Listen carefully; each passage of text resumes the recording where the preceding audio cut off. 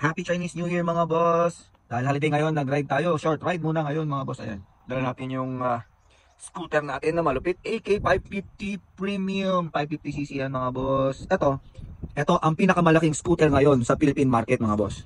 Bakit siya ang pinili ko? Hindi T-Max. Ito kasi, naka-Brembo brakes sa harap. Na double disc brake. Ayan. Tapos meron siyang advanced intelligent braking system. Ano ibig sabihin yan? May cornering ABS mga boss. Ewan ko lang sa iba kung meron. Tapos ito, keyless, electronic windshield. Ayan. Meron siyang cruise control. Meron siyang riding mode. Merong rain mode. Merong heated grips. Heated grips yan mga boss. Yan, oh. Ilaw yan. Iyon, oh. Heated grips. Ayan.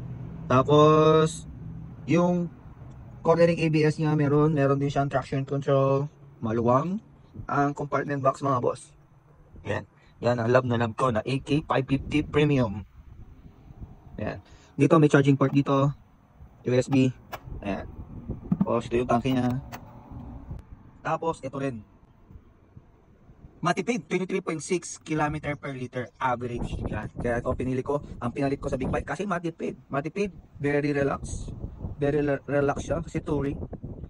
Tapos malakas. Kaya niya mag-top speed ng 190 km per hour.